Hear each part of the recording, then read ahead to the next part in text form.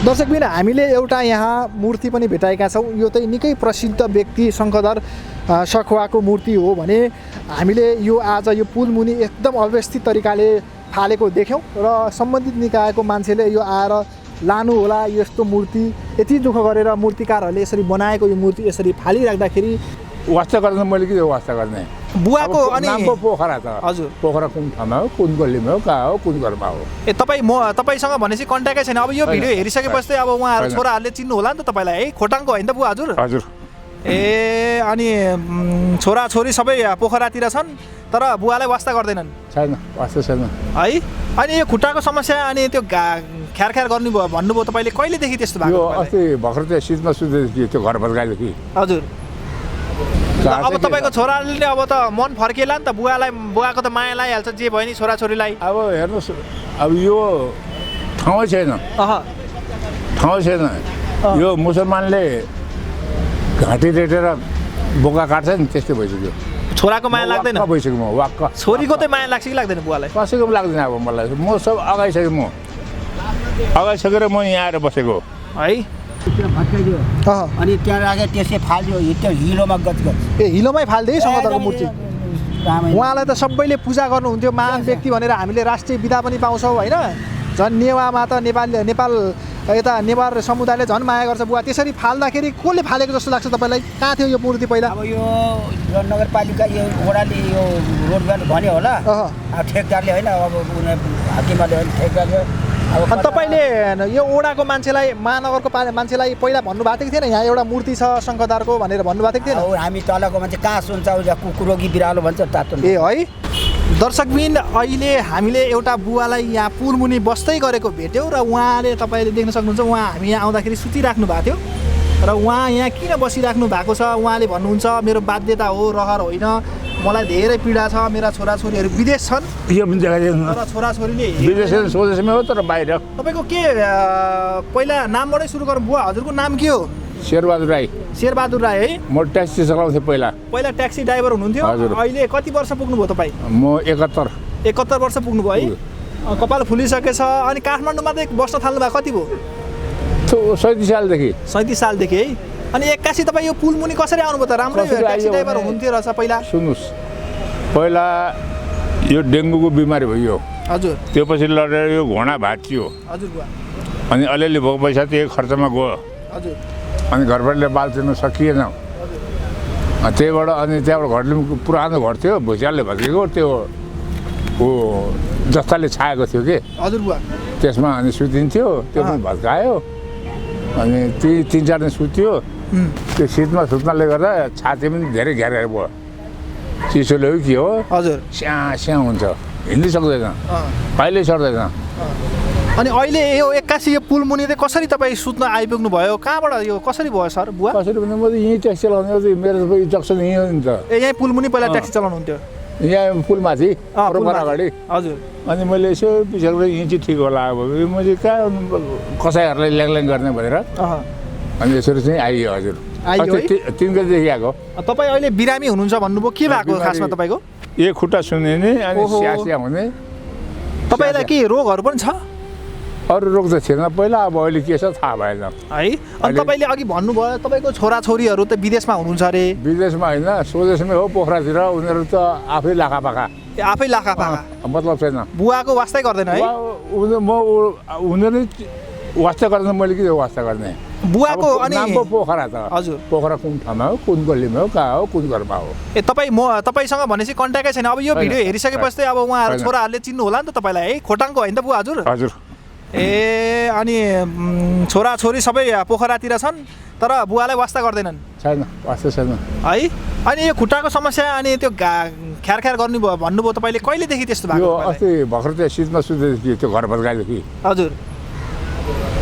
घर बदगायो अनि म त्यहीँ सुत्दिएँ, त्यो सिट पऱ्यो कि।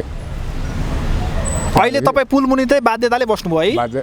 बाजे यस्तो ठाउँमा सुत्नु अब कसलाई रहर छ? हजुर नै भन्नुहोस् न। एकदम त्यही त अस्ति पनि यहाँ हामी महानगर आएर यहाँ चाहिँ बस्न मिल्दैन, यहाँ चाहिँ अब किनभने तपाईँलाई नि खतरा हुनसक्छ बुवा होइन। अनि तपाईँहरूको लागि चाहिँ एउटा महानगरले पनि यस्तो बेबारिसी मान्छेहरूलाई तपाईँ जस्तो मान्छेहरूलाई होइन रोगी मान्छेहरूलाई चाहिँ उहाँहरूले व्यवस्थापन गरिदिनुहुन्छ होइन त्यही भएर मैले तपाईँलाई अब तपाईँको नि राम्रो होस् भनेर यो खिचिरहेको छु यस्तो ठाउँमा चाहिँ तपाईँलाई पनि असुरक्षित हुन्छ राति यहाँ त गाह्रो होला नि त सुत्न लामखुट्टे आउँला फोहोर आउँछ यस्तो फोहोर छ आउने ट्यापहरू आउने मेरो पोइन्टहरू के लगिसक्यो तपाईँको चोरी पनि भयो भइसक्यो के लग्यो बुवा ट्यापेहरूले बाल्टी भन्नु पोइन्ट अनि तकिया अनि तपाईँको जग हो ए भनेपछि यहाँ चोरी पनि हुन्छ है त्यही भएर यहाँ चाहिँ तपाईँलाई सुरक्षित हुँदैन नि त बुवा तपाईँ बुढो मान्छे कपाल फुलिसकेको छ है 71 वर्ष भने सिद्धिको तपाईँको श्रीमती चाहिँ कता श्रीमती उसले माटो खाइसक्यो ए बाटो ला है तपाईँलाई छोडेर जानुभयो श्रीमतीले पनि त्यही भएर म यहाँ यस्तोमा परेको म है तपाईँले अलिअलि रक्सी खानुहुन्छ क्या बुवा रक्सी त खाएछु नि अब टेन्सन भयो के गर्ने अब रक्सी खानु हुँदैन नि त रक्सीले त हो त बिगार्ने त होइन र अब अहिले त रक्सी खानु भएको छैन है छोडाउने साथी पनि भेटिएन अब कहिले काहीँ भेट्यो भने ऊ ला एक गिलास खा भन्ने हुन्छ नि भात खा भन्ने भेट्दैन अनि तपाईँ अनि यसरी बुढो 70 वर्ष नि क्रस हुनुभयो तपाईँलाई अनि यस्तो वृद्ध आश्रमहरूले होइन त्यस्तो आश्रमहरूले राख्यो भने बस्ने कि नबस्ने बुवा त्यहाँ त रक्सी खान पाइँदैन नि फेरि राम्ररी बस्नुपर्छ ज्ञानी भएर राम्ररी बस्ने हो त्यहाँको गाडी छ भने गाडी चलाउने हो अहिले पनि गाडी चलाउन सक्नुहुन्छ किन नसक्ने मजाले यहाँबाट 4 बजी पोखरा 10 11 बजी पुऱ्याइदिन्छु म हो र त्यस्तो पनि थियो है भनेपछि अहिले पनि त गाडी चलाउन सक्नु हुँदो रहेछ है मजाले अनि गाडी किन्न पैसा चाहिँ छैन होला फेरि बुवासँग होइन समस्या त्यही त हो गाडी किन्ने पैसा यहाँ आएर बस्थे म होइन पैसा भएर कोही त फेरि पैसा ब्याङ्कमा राखेर बस्ने मान्छे नि देखाएको छौँ हामीले कति मान्छे सबै सकिसक्यो है भनेपछि बुवा चाहिँ लास्टै समस्यामै पर्नु भएको छ लास्ट एकदम पहिला अनि कमाएको पैसा त तपाईँले कहाँ खर्च गर्नुभयो बुवा ट्याक्सी ड्राइभरहरूले त राम्रो कमाउँथे त पहिला कमाउँदै खायो उडायो यस्तै हो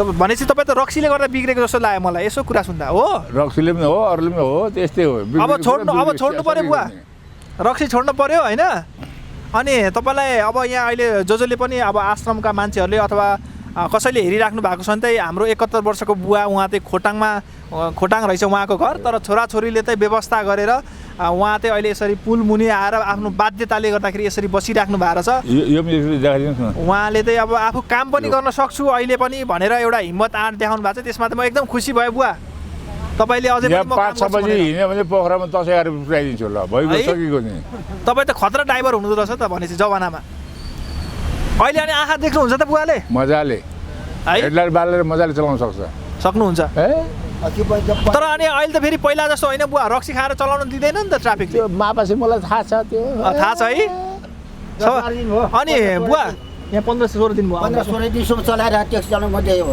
यही पहिला पुरानो एरियाको यो एरियामा अनि तपाईँले बस्न त यहाँ बस्नुहुन्छ यो एरियामा नस्ने क्वेसन प्रका स्कुलमा सोध्नुहोस् कुनै मास्टरलाई सोध्नुहोस् सबले भन्छ एकचोटि सुन्नु न बुवा तपाईँले बस्न त यहाँ बस्नु भयो होइन खाना चाहिँ कता खानुहुन्छ खाना अब जता पाइन्छ त्यतै कसैले अब अघि भुटुन चिरो खुवायो अब अलिकति पोको पार ल्याएको छु एक पानी ल्याएको छु यही चपाउने सुत्ने त्यो पानी खाने सुत्ने हो पानी खाने सुत्ने त्यसरी अनि त्यस्तै हो त्यो अहिले भनेपछि जिन्दगी गाह्रो रहेछ बुवा रक्सीले त खत्तम पानी रहेछ नि मान्छेलाई यो पछि यस्तै टेन्सन भयो क्या स्वास्नी मऱ्यो त्यो पछि यस्तै हुँदै हुँदै टेन्सनले गयो क्या ए तपाईँको है श्रीमती मरिसकेपछि बित्नु भइसकेपछि तपाईँलाई टेन्सनले यहाँसम्म पुऱ्यायो छोराछोरीले छोडेर उयो कोही छोरी लभ गरेर जाने उहाँको डुम्रेतिर अरे छोरो पनि लभ गरेर छोरा कतिजना हजुरको छोरी कतिजना एकजना 2जना हो एकजना छोरा एकजना छोरी हजुर बच्चा भएर बच्चा बिहा गरिसक्यो होला कति वर्ष हुँदाखेरि तपाईँलाई छोराछोरीले छोडेर गयो म त्यस्तै 46 भनेपछि त तपाईँलाई अहिलेसम्म 46 वर्षदेखि छोराछोरीले भेटै पाएको छैन कन्ट्याक्ट पनि गर्न सकेन भेट्न पनि भएन तपाईँ पनि खोटाङ जानु भएको छ कि छैन खोटाङ गयो खोटाङ गएर आइयो घरमा गएर आइयो आमा बुवा हुनुहुन्न दाइ भाइ हुनुहुन्छ दाइ पहिले छुटेर बसेको तपाईँको खोटाङमा जग्गा जमिनहरू होला नि जग्गा जमिन छ अनि उता गएर बस्नु पर्यो त दाइ र भाइको चाहिँ भाइको र मेरो चाहिँ एकै ठाउँमा छ हजुर अब त्यहाँ गएर हेर्नुहोस् यो समस्या यो छ कोदालो खन्नु पर्यो घाँस दाउरा गर्नु पर्यो अब सकिँदैन त्यो समस्या छ बरु मैले भाइलाई तुई गरी खा भनेर मैले छोडेर आएको होइन ऊ सम्पत्ति भएपछि त अरू खेतालोहरू लाएर नि गर्न सकिन्छ नि तपाईँको त खोटाङमा सम्पत्ति रहेछ तपाईँको त अलि हुने खाने परिवारको देखिनु पनि हुन्छ बुवा तपाईँ होइन खोटाङमा त सम्पत्ति रहेछ नि यहाँ त सम्पत्ति नभएको मान्छे त बसेर खाइरहेछ मैले चाहिँ माया मारिदिएको है बरु मरे यसरी मरे जाओस् छोडिदियो बरु यसरी नै पुलमुनि सुत्ने जता पाउँछ के सुत्ने गर्दा उपाय छैन बिस्कुट खाएर बाँच्ने बुवा हेर्नुहोस् अब यत्रो वर्ष मेहनत त गर्नु पर्यो नि त काठमाडौँ यत्रो वर्ष बस्यो अब खाली हात मुख मात्रै देखाउनु जाने कुरा आएन हजुर हाम्रो गाउँमा कुरा काट्छ होइन कुरा काटेर त के भयो त बुवा सबैले पैसा कमाउँछन् भन्ने छैन नि त होइन तपाईँले एटलिस्ट आफ्नो गाउँमा त जानुहुन्छ तपाईँले त बुझ्नुहुन्छ अरूले बुझ्दैन नि त हाम्रो होइन गाउँमा अहिले अब यो भिडियो हेरेपछि सबैले बुझ्छन् तपाईँलाई दुःख परेको रहेछ तपाईँले त्यत्रो श्रीमतीलाई माया गर्ने रहेछ छोराछोरीलाई माया गर्ने रहेछ यस्तो राम्रो बुवा रहेछ तपाईँलाई छोड्नु भएछ तपाईँले माया गर्दा पनि यत्रो 46 वर्षसम्म अहिले त 46 वर्षमा साथ छोडेको भनेपछि त अहिले लामो समय भइसक्यो लामो समय भइसक्यो डबलै भइसक्यो डबलै भइसक्यो भनेपछि त्यत्रो समयसम्म पनि छोराछोरीले वास्ता गरेनन् भनेपछि त अब त तपाईँ त भिडियोमा आउनुभयो उहाँहरूले पनि यो भिडियो हेर्नु होला तपाईँलाई अब बुवालाई देखेपछि त माया लाग्ला छोराछोरीलाई होइन अथवा गाउँमा तपाईँको भाइले दाइले हेर्ला ऊ त्यो खातेले के अरे त्यसलाई भाग भन्नु त र होइन बाटोको मान्छेलाई त के भन्नु त बुवा के हो त्यो बले त बले मुजी के अरे के हेरिरहेको थियो मेरो चिनेको मान्छे हेऱ्यो होला नि बुवा मिडियामा आयो भनेर ल यतिखेर अनि छोराछोरीले भिडियो तपाईँको हेर्दै हुनुहुन्छ भने के भन्न चाहनुहुन्छ छोराछोरीलाई सम्झेर यत्रो वर्ष के भयो अब के हुन्छ होइन छोराछोरीमा त तपाईँलाई माया लाग्छ कि लाग्दैन छोराछोरीको माया त लाग्थ्यो अब सबै त्यो काटेर गइसक्यो माया नै छोराछोरीको माया लाग्दैन भइसक्यो है गर्न काटेर भइसक्यो आजभोलि छोराछोरीको माया लाग्दैन अनि यस्तो भनेर हुन्छ त बुवाले जति बेला लाग्थ्यो अब त धेरै वर्ष भइसक्यो पुरानो घाउ भइसक्यो है त्यो घाउ सबै एकदम निको भइसक्यो भने जब छोराछोरी हुर्के त्यसपछि बुवालाई छोडेर जानुभयो है अहिले अनि कन्ट्याक्टै गर्न नखोज्या कि खोज्दै नखोज्या छोराछोरी गाउँ त आउँछ होला नि त छोरा सम्पत्ति खोज्न आए त भइहाल्थ्यो नि आएर त यो कुरा त अनि तपाईँले छोरा हराएकै हो कि छ अहिले पोखरामै बसिरहेको छ के छ तपाईँलाई खोइ कहाँ छ के छ पहिला त पोखरा छु भन्थ्यो अब अहिले के छ पहिला चाहिँ फोन गर्नुहुन्थ्यो तपाईँलाई फोन गर्ने साथीको मार्फत सुनेको ए साथीको मार्फत सुनेको अब तपाईँको छोराले अब त मन फर्केला नि त बुवाको त माया लगाइहाल्छ जे भयो नि छोराछोरीलाई अब हेर्नुहोस् अब यो ठाउँै छैन यो मुसलमानले घाँटी रेटेर बोका काट्छ नि त्यस्तै भइसक्यो छोराको माया लाग्दैन भइसक्यो म वाक्क छोरीको चाहिँ माया लाग्छ कि लाग्दैन बुवालाई कसैको पनि लाग्दैन अब मलाई म सब अगाइसकेर म यहाँ आएर बसेको है अगाएर यहाँ त यस्तो दुर्गन्धी छ तपाईँले नि भन्नुभयो यहाँ असुरक्षित छ यहाँ चाहिँ अब विभिन्न खालका मान्छेहरू आउँछन् सबै लगिदिए चोरेर लान्छन् भन्नुभयो अनि तपाईँलाई त यहाँ गाह्रो होला नि त बुवा बस्नलाई धेरै गाह्रो होला जस्तो गाह्रो भयो कसलाई आएर मार्छ मार्दै मलाई के मतलब यति मर्नै पर्ने जिन्दगी हो अनि के अरे जालडक्सी छोड्नुहुन्छ त अब तपाईँले आश्रममा बस्ने भएपछि आश्रम बसेर छोड्नु परिहाल्यो त्यो त बाध्यता है तर तपाईँ गाउँ चाहिँ नजाने आश्रममै बस्ने इच्छा होइन ल बुवा हामी पनि त्यही हो तपाईँले सकेसम्म यसरी बस्न नपरोस् है जति पनि आश्रमको मान्छेहरूले हेर्दै हुनुहुन्छ गाउँ नजाने आश्रम बुवा त यो ठ्याक्कै टेकुको पुल अगाडि यसरी बस्नु भइरहेछ है तपाईँहरूले महानगरको र सम्बन्धित निकायले पनि म चलाइदिन्छु हजुर 2-4 पैसाहरू मलाई यसो सब आओस् तर जाँड खानु भएन रक्सी खानु भएन बुवा राम्रो हुनु पर्यो त्यो मलाई थाहा छ अहिले त खानु भएर चाहिँ सुतिराख्नु भएको थियो ठ्याक्कै भेटिहाल्यो हामीले र सम्बन्धित निकायलाई पनि हाम्रो त्यही छ उहाँलाई बुवालाई चाहिँ 70 वर्ष कटिसक्नु भएछ नागरिकताहरू सबै छ है तपाईँको हजुर नागरिकताहरू सबै तपाईँसँग छ ल बुवालाई त एकदम राम्रो ठाउँमा व्यवस्थित गरिदिनु होला उहाँले जाँडक्सी नखाने राम्रो बन्ने भन्ने कुरा गर्नु भएको छ र आजको लागि अब छुट्टिन्छ बुवा हामी हजुर है तपाईँलाई भेटे खुसी लाग्यो तर तपाईँको व्यवस्थित होस् मेरो पनि कामना र सबैभन्दा धेरै यो भिडियो सेयर गरेर यो बुवाको दाजुभाइ र छोराछोरीलाई सम्म पुग्ने गरी यो भिडियो सेयर गरिदिनु होला र तपाईँको मनमा लागेको कुरा तल कमेन्टमा लेख्नु होला र आजको भिडियोबाट म पनि बिदा हुन्छु बुवा पनि बिदा हुन्छ हस् त बुवा लागेको म है ल